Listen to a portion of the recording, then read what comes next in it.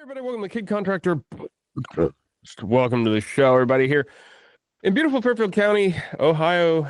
Thank you, and welcome to the Company Cam Studios here. And we got a guest here. I'm really excited to have on with a lot of experience in the industry. I've seen him at various industry events. Been seeing him here a good bit at the LMN Mastermind events, which are absolutely incredible. If you folks have you've heard me preaching about that and how awesome an event that is. They just opened up two more, one in Florida, I believe, coming up, and then one in Toronto, I believe. I'm on 2.5. We'll get you a discount on it, although the discount is not deserved. It's so much value at this thing. It'll blow your mind. I can't say enough about it. I'm absolute evangelist for it. Tommy Cole, good afternoon, buddy. How are you? I'm doing great. This is awesome. This is sort of a treat for me to see you in action. I've been following you guys for a long time, behind the scenes, sort of under a rug, and watching you guys grow and develop. It's been pretty cool. Yeah, man. Awesome. Thank you. It's this year especially has been a big year of growth for us as a company, professionally and in our design build, aspect of the company. So we're going through some interesting growing pains, and we're gonna add $1 million as the goal to our bottom line next year, or our bottom line. That'd be cool too. To the top line there too. Yeah, right. Really. Yeah. Stack it up, man. But we want to go from a million two this year to 2.2 is the official goal for next year. So a lot of growth, and you've got a lot of awesome background in project management, and you've done some great things with some really cool Texas firms, southern based firms. And then now too, you're in the coaching and kind of guidance sphere, if you will. So I guess if you would, Tommy, tell us, especially for the folks that don't know you, obviously, kind of, if you would, this is kind of your standard intro to a podcast, but my goal is to help, among other podcasts around, I'm sure, and you guys have your own too, to help introduce you to some new audiences here, because you got a lot to offer. So that being said, I guess if you would tell us about, kind of where you started in the industry and all that stuff, and maybe where you're at now, and then we'll start digging into like project management and stuff like that. Yeah, super, super cool. Well, I've always told a good story. It always starts in, well, what did you do and what happened? And I'm like, well, I got a landscape architect degree at a college in Texas, Texas Tech University, Reckham Tech. And I was not meant to, I'm not a college kid. Somehow I survived graduating. We're starting class of 76 kids, and I graduated with 14 people. And so they weeded us out pretty hardcore. And somehow I graduated by the skin of my teeth, and one of the first to graduate in my entire family. So I thought I hit a huge milestone there. Upon graduation, I packed up my pickup truck and my small business trailer. I did mobile car washes in college and made lots of money. And so I sold that clientele, and I said, I'm moving to Phoenix, Arizona. And I had 2 job interviews. If the job interviews don't land me a job, I'll wash cars. So a week after graduation, I moved to Phoenix. I knew a buddy. I slept in one of his extra bedrooms. Luckily, one of the 2 interviews landed me a full-time gig as a landscape designer, working at a small high-end residential firm in downtown Phoenix. And that's where it started. So I did a lot of design work for like 2.5 years out of school, and coming out of small West town, Texas, into Phoenix, and working in Montecito, Santa Barbara, California, doing high-end residential design. I thought I hit the jackpot. I was designing some insane landscapes, traveling from Phoenix to Santa Barbara every few weeks to help manage one of the wealthiest clients in the entire U.S. And I was like, man, this is a dream come true.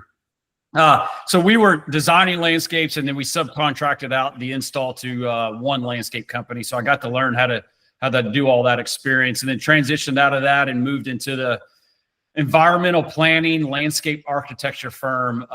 Honestly, that stuff is super boring, in my opinion. Is drawing every day and doing environmental planning studies in the transmission line corridor of the Western United States. That was all experience, but you never see any projects built or anything like that.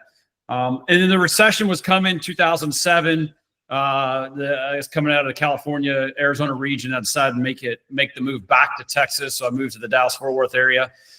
And then I jumped right into civil construction. That was a sort of I had no idea what excavation and grading was all about, mass excavation. So I worked for a large $200+ million excavation firm. And I jumped right in and didn't really know how to move dirt that very well, but I figured it out. So I ended up being a project manager there for several years, running their team.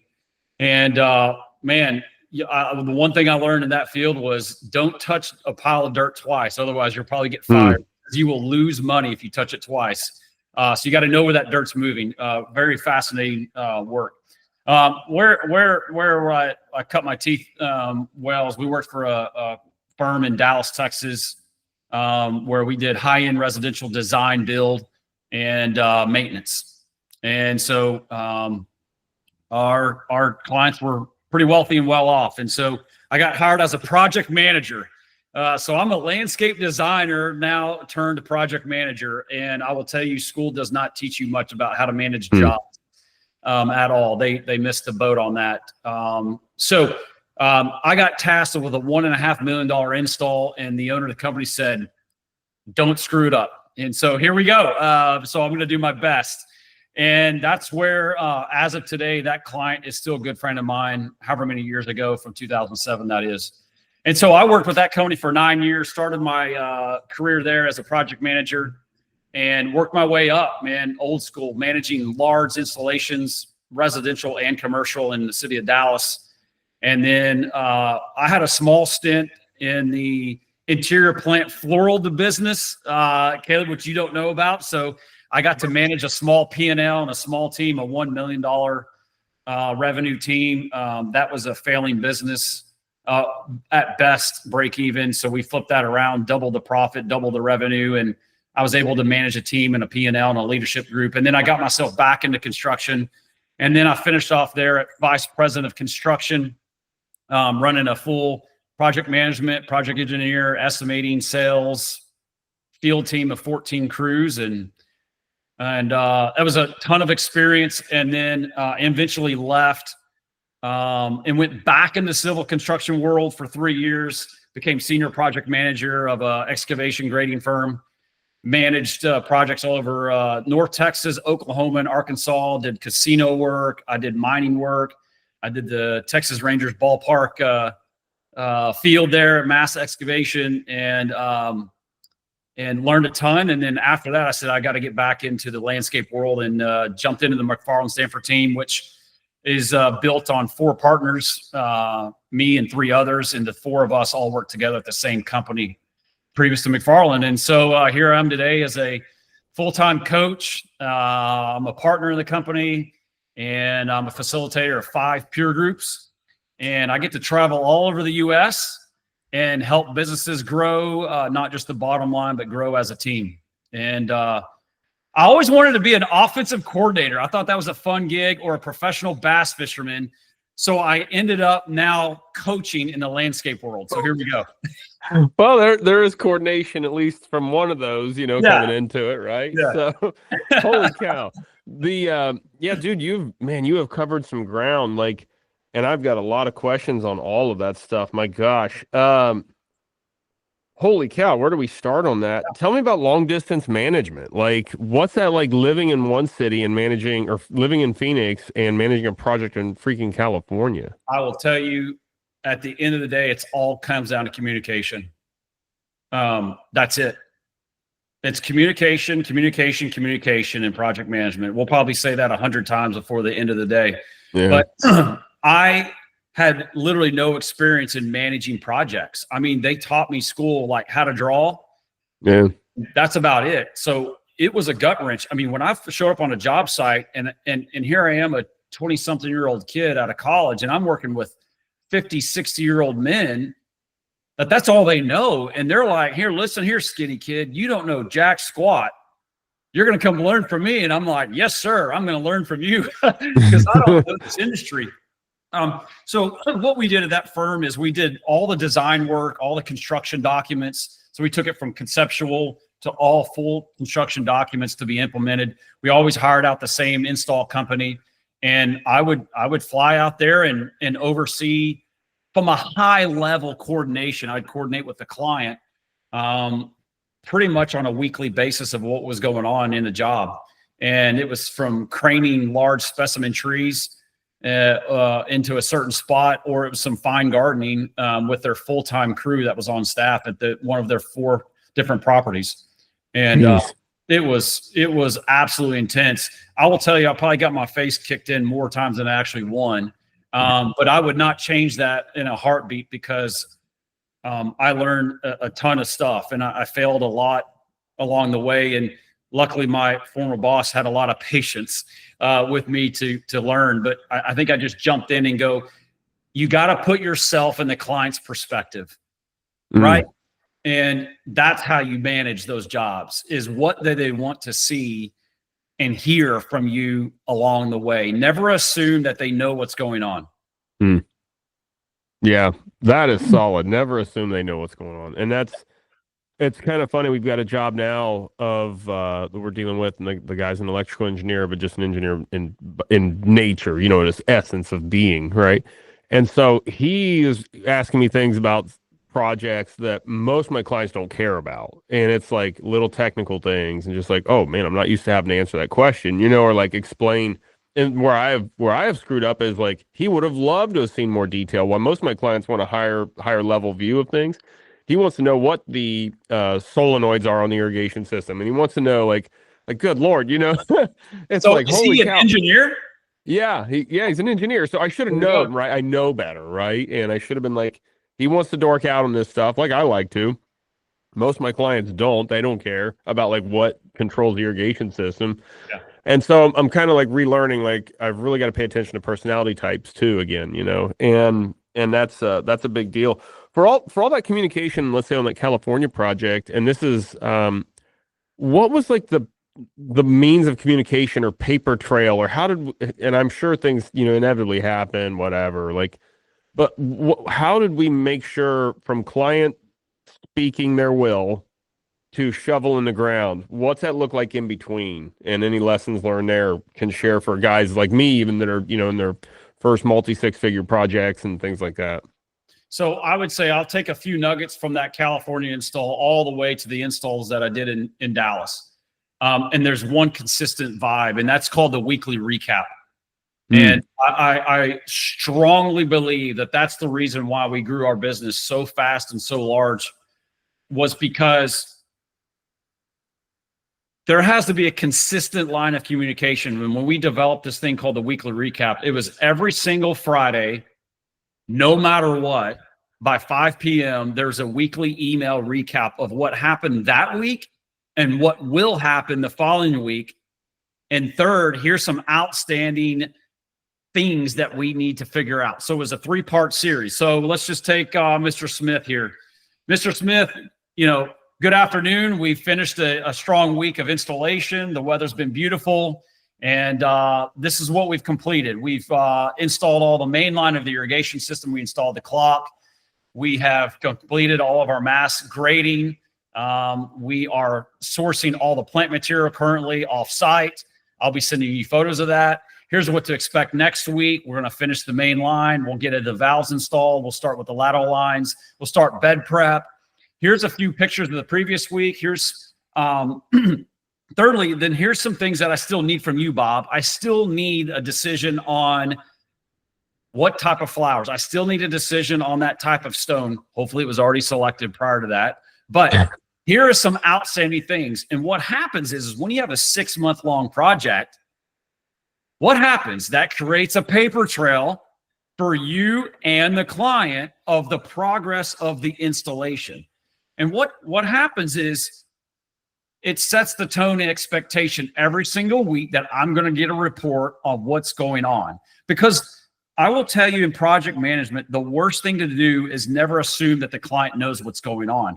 What happens mostly with project managers or anyone in landscape companies, in my opinion, is we do so much work behind the scenes that the client doesn't know, but we don't tell them what we're doing. Okay, right. Sourcing plant material is a project. So if the client's expecting it, 6 weeks from now, we've got to start sourcing that material, whether you're finding better deals than your budgeted material, whether you're finding the right size or caliber or the quality of your plants. They've got to be sourced. You got to coordinate them. You got to make sure it's in budget. You got to figure out shipping costs, when they're going to ship. Do they go to the yard? Do they go direct to the job site? And so you need to let the communication to the client know that this is the things that you're working on. And when you build a series of weeks and months of a weekly recap on one installation, I will tell you right now, that client is super impressed because you're on top of the things. They just think, most clients are like, oh, you drop in some plants. Sounds good. How hard could that be? Right? And we don't communicate in a lot of the details along the way. Also, our client has the ability to go, wow, Tommy, you've said the same thing for the last 5 weeks in a row that you're looking for plants. I feel like you're not progressing very far, which is probably true, correct? So the client has the ability to go, I'm not sure you're actually, are you completing this part of the project, or are we sort of spinning our wheels? So I 100% believe in the weekly recap. It's a consistency. It's let them know what you're doing. I'll always provide pictures every single week, no matter what. And I'll tell you this, Caleb, even if you spoke to the client on Thursday morning in person, you still have to send the recap on Friday, right? Because what happens when we talk? We sort of forget. I may tone out. I may not listen. I may forget something, right? So it's hey, Mr. Smith, I realize we talked about these things yesterday morning, but today I'm still sending a recap for the week. And here it is. I would say that's one of the biggest things was the communication and project management has to be on point 100% of the time. I've never heard, you probably heard this, I've never heard a client go, Tommy, you're communicating with me too much. I think you slow it way down because I'm getting bombed by you. Never has that happened in 22 years of my career. Never. Yeah. Well, that's kicking me in the shins there, because it's like, yeah, that's something I need to work on. And that's something we learned over a project this summer was,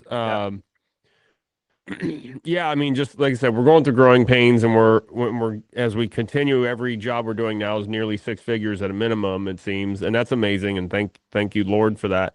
That comes with its own unique set of challenges now of like just the slightest change of like client decides they don't want the landscape lighting path lights over there, even though it shows that on the plan now. And it's like, geez, that's got to make it back to me in the office.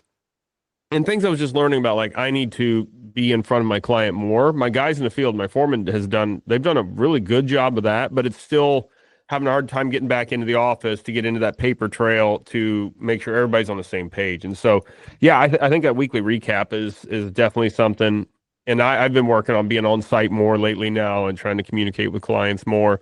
And I still got a long ways to go. So I love that, man. Yeah, I think on the, a little few nuggets is put a time block on your calendar for an hour on a Friday or 30 minutes, however long, how many projects you got. If you got 4 or 5 projects, maybe block out that hour from 11 to 12 on a Friday, every single Friday, where you're just determined to get those things out. Like, right? Hold yourself accountable to that schedule, because between 11 and 12, I got to knock out those 4 installs on a weekly recap. Now, you could also bet you need to create maybe more of a little of a template, right? A template is, all right, I've got a little intro.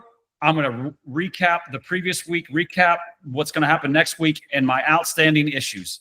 Done. So that you really you make it more systematized along the way. You're not recreating the wheel, so it gets going a little bit faster. But I will tell you right now, clients, once you get in a rhythm, they're like, man, tomorrow's Friday. Like, I get to hear from them. Whether the client is there every day or not, you have to take that into context. So a lot of times we're working on jobs. I had to communicate with a architect that was all the way in Boston. Mm-hmm. Right? So they would oversee the work, but yet the client is living there. So don't think just because a client lives at this house that you don't send a weekly recap. Listen, they're busy. And when you're working for people that can afford these landscapes, right? They're working, they're traveling, they got stuff going on. The last thing they want to do is worry about all the little things that are not going or going on their property. Yeah, and by the way, too, folks, this is applicable even still to even again for design build or landscapers coming up in this thing where you're only doing projects that are 2 or 3 days. I mean, you can accelerate this to a daily report or a buy daily. It probably doesn't make any sense, but every other day kind of deal. Like you can make this work at any level of projects you're at. So it doesn't have to be you only do this at 6-figure jobs or whatever, right? Like this can be at any level, and you're going to have to, I think. And this is something I wish I would have been better about now in years past, is developing this system and this kind of. I almost liken it to a book report, but my guys have to fill out daily work reports of what they did every day. And when they clock out of plug for LMN here, but when they clock out of their time app, they're writing out what they did today. And I'm probably going to need to find a way to take what they wrote, put it into AI, and compile all that and have AI write my report. Right? That'd be well, now we're going through a whole nother. Yeah, now we're kind of getting old, right? You and I are getting a little up there in age. So now the new feature is, I know. Hey, now. The new feature is what if you're on the job site and you record yourself, right? A voice memo type deal, and you're walking through, all right, Miss Smith, welcome. It's been a good afternoon into the week type deal. And you say, we've completed X as you're walking around the job site. This is what I expect next week. And these are the few outstanding issues. And then you put it through AI and then you hit send. Yeah. Whoa, have AI church it up a little bit. Yeah. Yeah. So there you go. It's evolved over the past 20 years into that.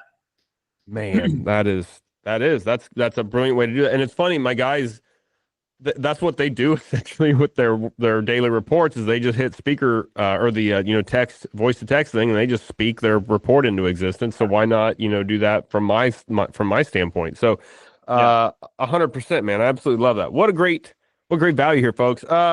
So if you can imagine what you'll get with coaching with these guys, huh? Imagine that. This is just in like 20 minutes. My gosh. Yeah. I'm just curious. How would you describe your leadership style when you were managing all this circus?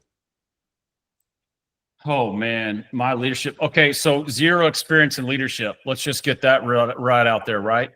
I mean, do we grow up in a leadership taught world? Not really. Man, I started college with no phone, and no access to anything like this. Now it's at the fingertips as far as, podcasts and webinars and all that and how to leadership. I failed a lot in leadership, and if for the people that don't me, I'm a very driven, focused, disciplined person. To almost my own detriment. So as I work throughout the day, or as I walk from my office to office and others, I'm like focused laser. Like I almost have I'm like a horse with blinders. And so if people see me, they're like, man, Tommy's pissed, right? And I'm not pissed. I'm just focused on what I got to do. So that doesn't go well in leadership, right? Because I'm so driven at the task at hand. And it took me a couple of years to figure out how to do that. And I'm a one that wants to just tell someone what to do, not coach them what needs to be done or ask questions on how things get done. So I'll tell you an example. I was not handed, but I earned the spot to be the leader of the construction division. And I'm having my one-on-one meetings with my direct reports. And my meetings with my direct reports were terrible at first, because I would literally have a list of all the things that let's call him Joe. He's actually a real project manager that reported to me, Joe. And I'm like, Joe, did you get this done? Did you get this done? Where are we on this? Joe, where are we on that? We talked about this 2 weeks ago. That's how it went for 45, 50 minutes. And Joe was like, we love Tommy when he gets here. I don't like you. All right. I don't. And eventually Joe quit. Joe quits is like, I'm done with this. I didn't care what Joe had to say. I didn't ask him about his personal life, what's going on. I didn't ask what he needs help from me. I just was running a task list because that's how my mind worked. That's how it worked for a project manager.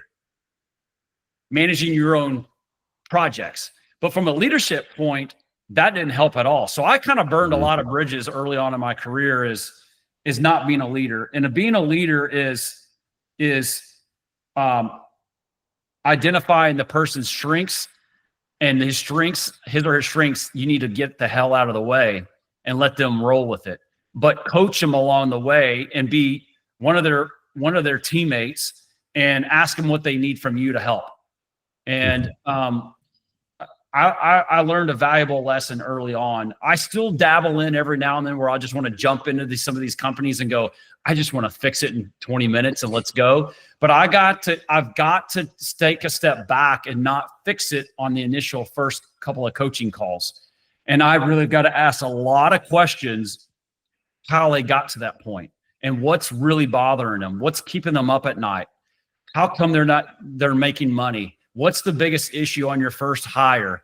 How do you go from 1 million to 2 million, right? Those types of things I need to find out before I just jump in. So I'm that person that completely screws it up 3 or 4 times and eventually figures it out that that's not the way to do it. Well, and dude, I appreciate your openness, and truly I do, and I'll jump in the same boat with you. Is I didn't necessarily think I was a great leader. I didn't realize how bad I was, is the wild thing. And the not so great company culture things I was instilling that actually were trying to uproot now. And it's like, holy cow. Like, we've done some company culture things really right. And we have also done, I'm going to throw them, not even we, I have thrown in some stuff that is just like, it is tough, man. We're trying to uproot some deep trees here, So, gosh, it's tough, man. And so I appreciate your openness there, and it kind of dovetails really into my other thing. There was like managing subs and managing subcontractors and things, and thoughts or advice you've got on that. Ooh, managing subs. It's an extension of your company, right? It's tricky. Man, that's a hard one, but I think it comes down to relationships and expectations. And we've been through a lot of subcontractors over the course of many years during installations, and we've had to let some go that were some really strong candidates. We just couldn't get done what we wanted to get done at a good pace. And over the course of years, we really strategically sought out some of the best subcontractors that we could find in our market. And we would hire the best. We would probably be the most expensive, but we would hire the best subs that could perform. And a lot of times we would hire subcontractors that necessarily didn't have the best paperwork or the best invoicing, right? We've been down that road. Small kind of mom and pop, one-man show with 2 or 3 crews. But they really took pride in their work. And so we helped them out with some invoice. We helped them out to make sure they got their invoice in that month that they worked, so that we helped them get paid quicker. And that's not their strong suit, a lot of the small companies like that. So my first thing is develop a relationship with some very close people that represent your brand, first and foremost. So they might be a little more expensive. They might be a little bit harder to get in touch with because they've got a good amount of work. But partnerships are the best. Sometimes your old ex-employees will leave your company and go start their own business. We never burn that bridge ever. Never cut a man down that wants to leave and go start his own business. Long as it's not competition with you. So let's say you're doing all this construction work and landscape and he leaves to go be an electrician.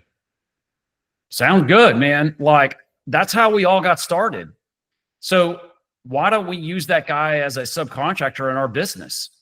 What do you need help from us? Well, here's how we can help. And if he's a good guy and runs a good business and is a good electrician, let's use him. That's how we built our company in Dallas. We had a kid join us at 17 years old, skipped college, came straight out of high school. He just jumped in on a crew and did great. Worked his way up to a crew lead. And for many years we used him. And all of a sudden he said, one day he says, guys, I don't want to do this. I want to go start my own tree business. And we're like, All right, like for trimming trees, taking down trees, stump grinding. He goes, yeah. All right, Jared, we're going to use you. Go get your LLC, go get you a truck, go start your business. We've got some work for you to sub out. And he built his company on that. Right?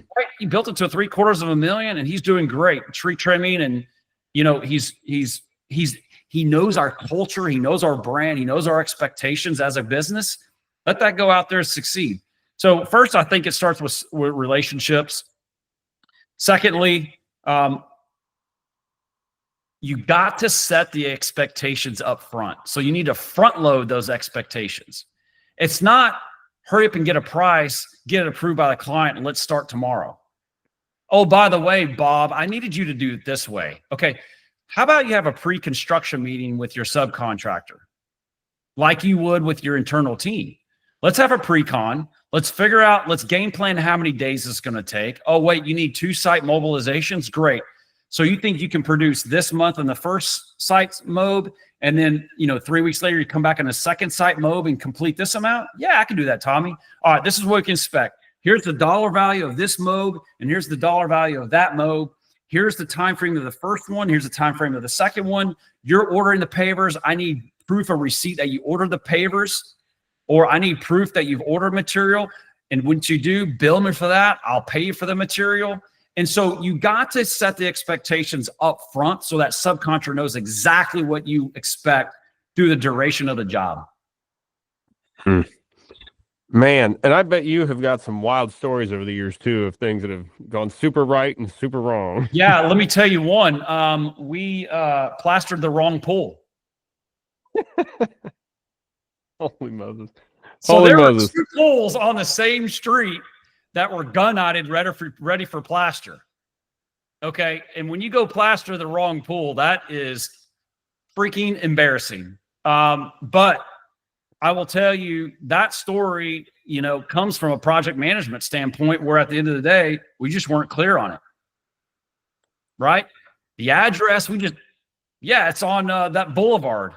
Yeah. Well, there happened to be another one on the boulevard. Yeah, that's so crazy. Different property.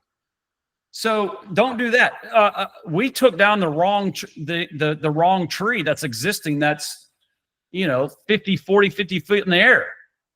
So what do you do? You tell the client when you take down the wrong tree.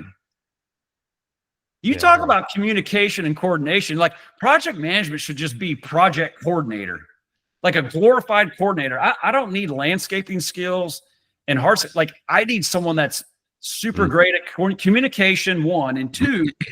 You got to know the necessary steps of how to build the job.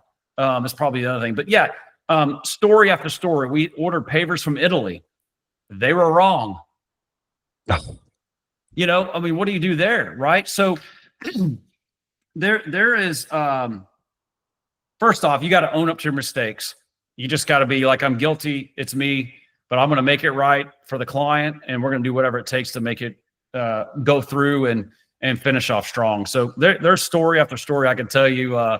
Billing too much for jobs along the way, overbilling, a mile-long punch lists that are never-ending punch lists, right? When I should have probably been working on the punch list throughout the install.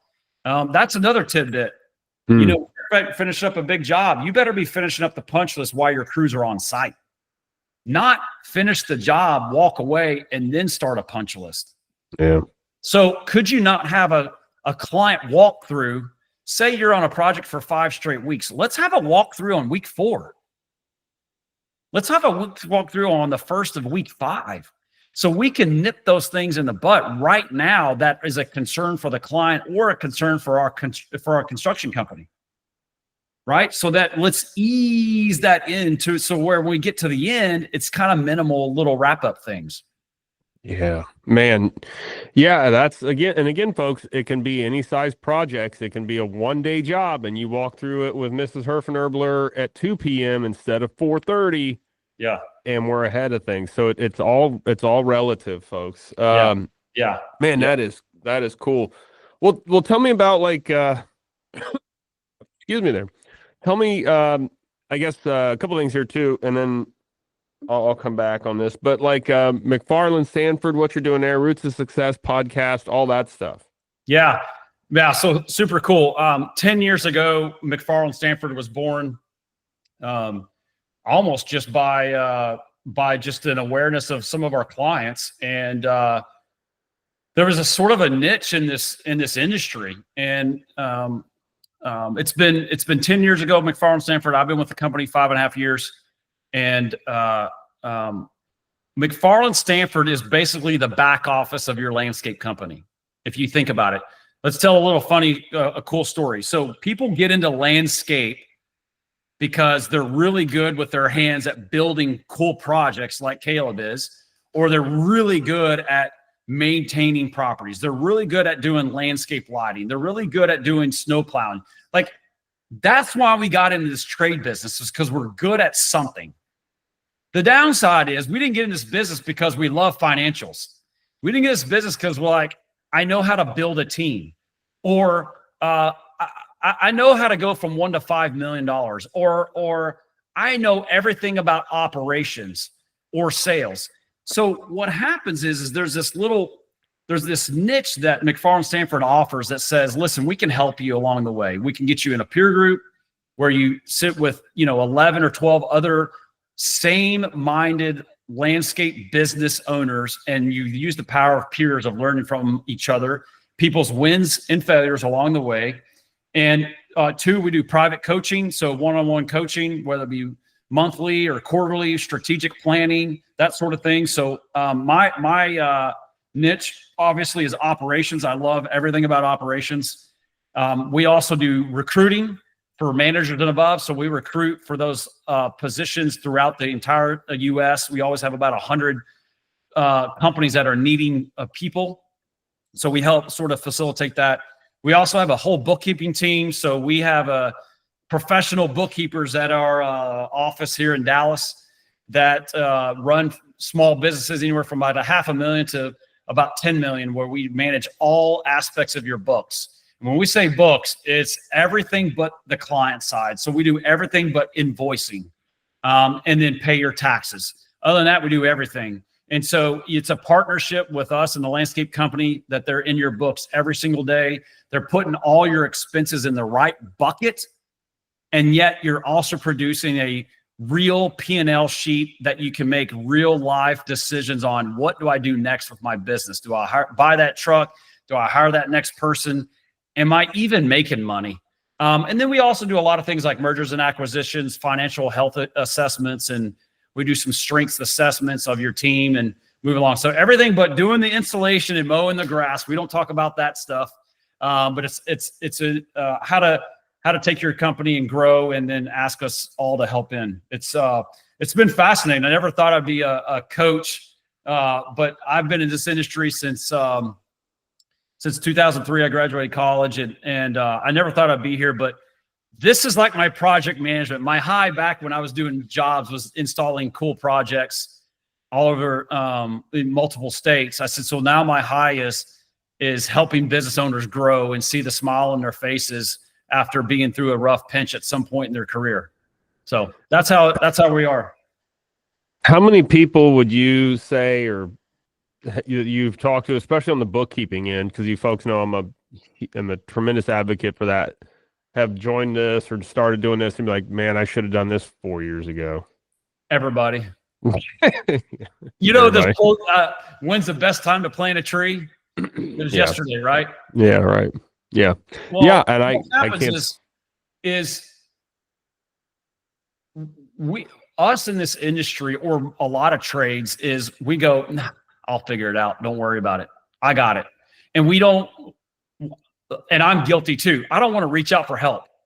I'm going to figure it out myself. And I feel like people my age, that's the way we grew up. We just figured it out, and we learned for failures. I will tell you, there's a new generation coming through here, and they say, Tommy, I don't have time to jack with that. I'm not going to figure it out for the next 15 to 20 years. I need to be associated with people that have either done it or want to be with me along the way right now. And so they're doing things like getting a bookkeeper, right? Or they're doing things where they're going to LMN Mastermind to learn. They're also networking with other trade people. They're joining peer groups. They're doing all these things now, where these kids are like, I don't have time to jack around with you. I want it now.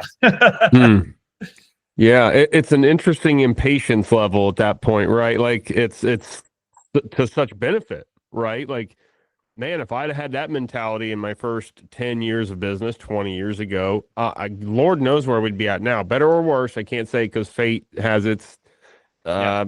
destiny is just what it is, I believe. But, um, dude, it is, I can't say enough for getting outside help, getting coaches, getting the bookkeeping aspect, and you talk to these folks or, our friends at Cycle, whoever. Like I want to see people get LMN or a budgeting software of some kind, Yep. or talk to McFarland Stanford folks and get in their bookkeeping program and coaching and all. Like I just want you to do it. Like it will change your life if you get into this stuff. I just can't say enough about it. And that's really that's pretty much Raise it, your man. hand and ask questions and get help, right? Like you're kind of like you're back in grade school again. The ones that raise their hand and get some help usually will succeed. And that is so true. And and even if you were in like a position where I was in my midway through my first company, I was in such bad shape. I was embarrassed to then show anybody my books and stuff. And you gotta throw your humility at the wayside and actually just and humble yourself. Say, look, I've gotten myself into a mess. Maybe you can help me get out of this. And the reality is, you can. You Can. just need guidance. You need a coach to get you out of the valley, right? Yep. Totally. Tommy, I feel like it's kind of back on project management stuff. Yeah. Well, actually, too, you're doing a podcast too. Tell us about that. Oh yeah. So we got a podcast called Roots of Success. Just like how it is. I'll tell everyone a story of how it got started. 2 years ago, as of this month, I had an idea to do a podcast. And I said, this is what I really want to do. I feel like it's my calling. I feel like I needed more sort of platforms to raise awareness and to educate people out in our industry. I think our industry is the best industry by far, hands down. Landscape is the best. And I love every bit about it. But I wanted to document a lot of these things along the way. So 2 years ago this month, I decided to do it. And then what happened? I chickened out. I chickened out and said I was too busy, Caleb. And I said, this is it. I don't have time for this stuff. And quite frankly, what it was, I was concerned of what others would think. And I was concerned about the way I talked. I was concerned about nobody would listen. I was concerned about all those outside things that our mind plays tricks on, right? Yeah. And a couple months go by and I go, man, Tommy, stop being a baby. Just go do it. And if it fails, it fails. You learn something from it. And that's what we coach to all the time. You got to try it and you got to just do it. So April of 2023, we launched it. And don't go listen to the first few episodes. You can, but they are kind of embarrassing. But I have proven along the way that I've gotten a little bit better each episode. So we're year and a half, almost 2 years strong, growing number of audience. The idea of Roots of Success is a 30 to 40 minute sort of interview of people that are running businesses or people that are a designer or project manager. Sometimes we actually go outside the industry and interview people that have great production skills, productivity skills, or we've done authors or done other podcast people.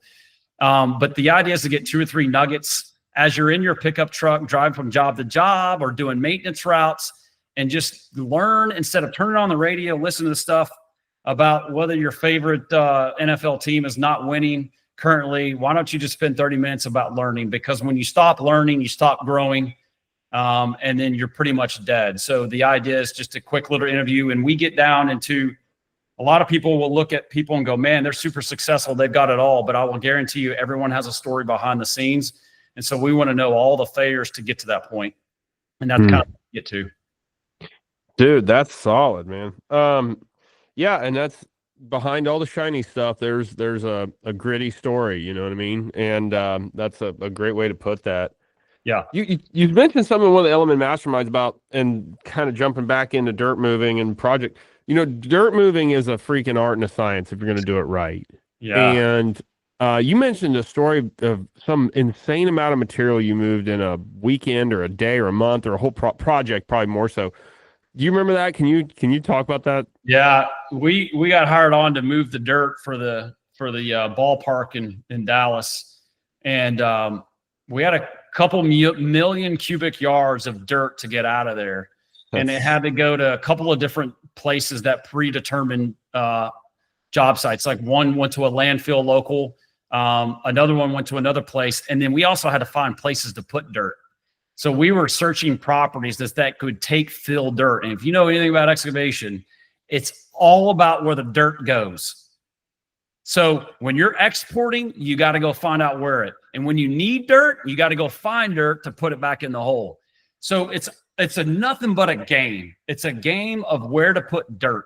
Because when you see all these buildings and all these houses being developed, it's moving dirt from one place to the other, and that's it. So it's a lot of negotiating with landowners and homeowners and property managers who can take it. But also it's a mass coordinating effort. I was a project manager back at the home base office, and we had a project manager back on site. So it was a dual project management role, but we moved a couple of million yards worth of dirt. And when you're working 24 hours a day on two different shifts, a night crew and a day crew, there's a lot of moving parts. And we're talking moving parts. We're talking 18-wheeler dump trucks that are moving constantly with excavators, 6, 7 excavators with dump trucks that are hauling in and out of there constantly. So the toughest part was every truck driver has some sort of an ego. Every truck has its own mind. And we had to capture every single yard of dirt that got hauled out of there. So we got paid for it. That was a task, right? And so you're talking about the utmost client communication you've ever seen in your life. Well, that's what we did. We had weekly meetings every single week to capture. We had to have a game plan every week of exactly what we were going to do that week, because whatever we did that week had a ripple effect for every single contractor throughout that whole entire job. So when we're talking about the weekly recap, that was a game changer for us. We have to stay. Let me give you another advice. A project manager has to be 2 steps ahead of every person, period. You got to be able to see around the corner. My old boss was very good at being proactive. He would anticipate something going wrong all the time. And when you anticipate, I'll tell you a little story. We're working on this really high-end residential, $2 million job. We installed some really nice Luter stone, custom stone steps and veneer. And he's like, you might want to protect that stone if that skid steer is going right by it about a few hundred trips a day. And I'm like, man, I said, we got Bob on the skid steer. Oh, man. I already don't like where this story's going. Right. Oh, guess what happens 3 days later, right? That skid steer clips it, right? And strips off the veneer and strips off those treads and risers. And there you go. There's a $30,000 change on us because I didn't protect the stone. And it's an I gotcha moment, right? Because what happened is he went through that and he's experienced it and I haven't experienced it. So I'm like, yeah, whatever. I put all my faith in this skid steer driver. So you got to be proactive. So when you're doing your install, you got to be like, we're going to hit something. Okay, what does that mean? I better have my locates and I better be consistent about it. What if I hit this? Or what if the rock doesn't show up? What if the stone doesn't show up? What if my pipe doesn't show up? What if we get the wrong pipe? Like, you got to be asking yourself as a project manager, every single what ifs. What if the truck shows up and there's no one there? Where do they dump the load? So you got to be proactive. You got to be 2 steps ahead of your crew, 2 steps ahead of your client, 2 steps ahead of your entire company to keep the ball moving forward. But back to that excavation job, I've never had much respect for dirt until you work in the dirt business. Yeah. And so I will tell you this, how you relate dirt to landscaping. We learned a trick back in the day. We called it Ohio. Only handle it once. I like that. Take your dirt, which means in the dirt world, your profit margins are a couple of percent. Okay. Mass excavation, it's a few percent. So if you got to move dirt twice, you're losing money. So if you apply that to your landscape business, how many times are you touching that tree? 3, 4, 5, 6 times before it goes into the ground? Okay, you're losing money, my friend. We need to think about getting that tree the shortest distance possible and straight to its home. So why? Because every time you touch it and move it, it costs money. So if you think of your business, and I'll give a plug to LMN because it's my favorite, and Mark Bradley, we are so wasteful, right?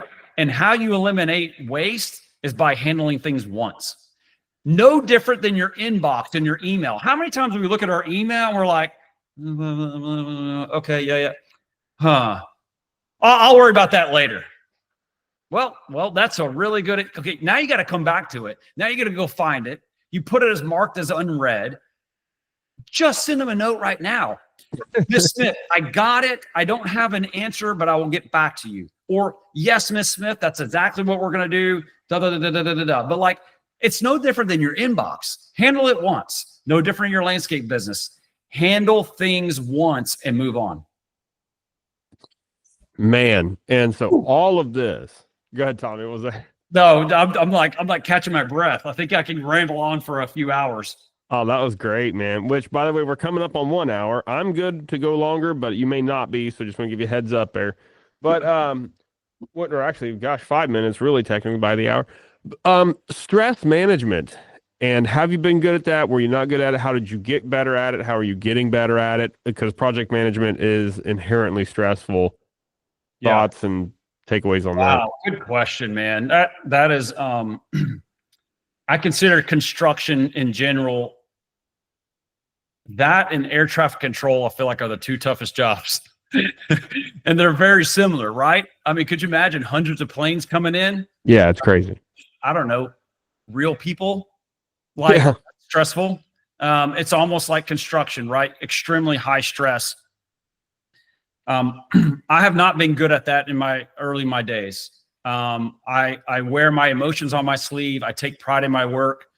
I've had a lot of sleepless nights, got a lot of gray hairs, and messed up a lot of things. Worried in the middle of the night of what could go wrong on a job, or it's raining like cats and dogs outside. Is the house going to flood? Like, that's real stuff, right? But I will tell you, what I've learned along the way is planning your jobs for things to go wrong will help. And so the more you plan and the more you collaborate with your team on how to execute all the items you need to get done, the better off that you will be less stressed along the way. So when things come up, you're not quite as surprised because I've got a plan B and C for that. So you need to anticipate things going wrong a lot and have different avenues to handle those. And so secondly, I'd recommend is at the end of every day, you need to recap and be like, we accomplished this, and this is our plan tomorrow.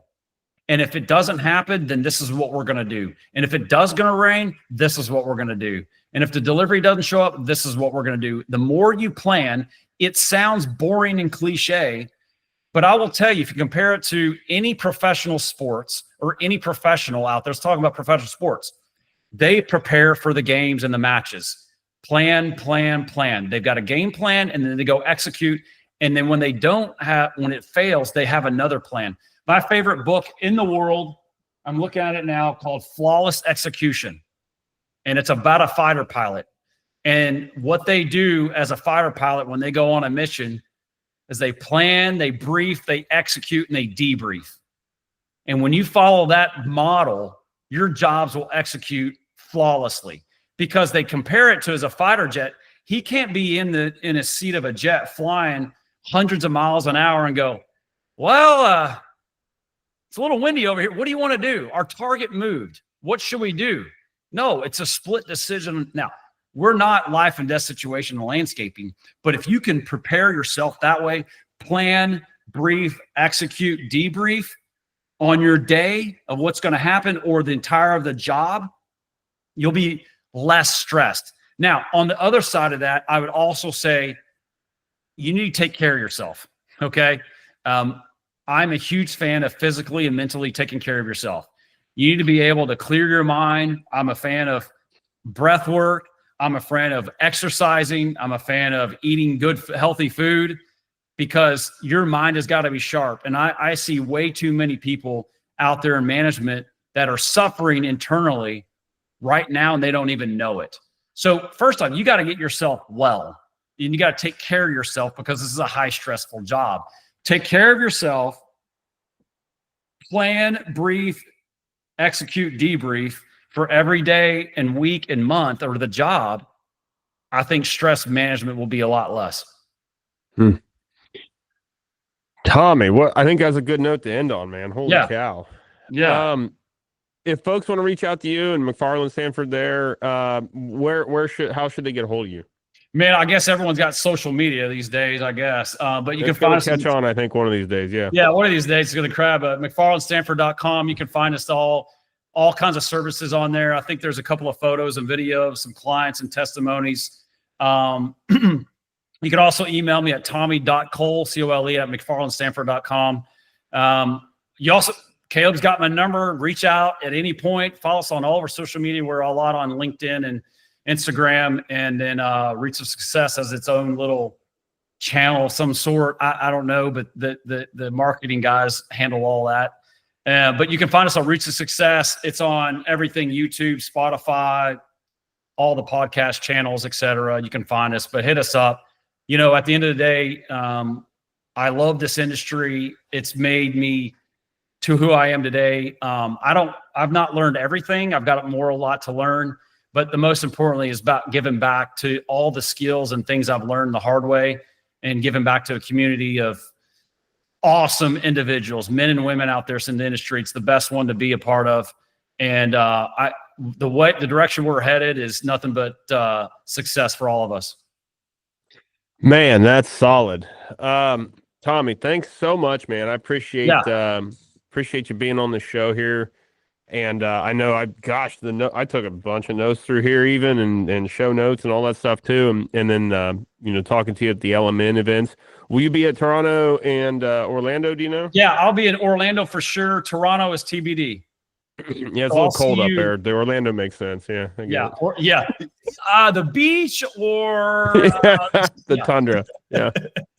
I think we might actually be in Orlando too. Orlando, and she's like, "Oh, really? Yeah, interesting." Yeah. Wow. Yeah. That might not be so bad. Yeah. All good.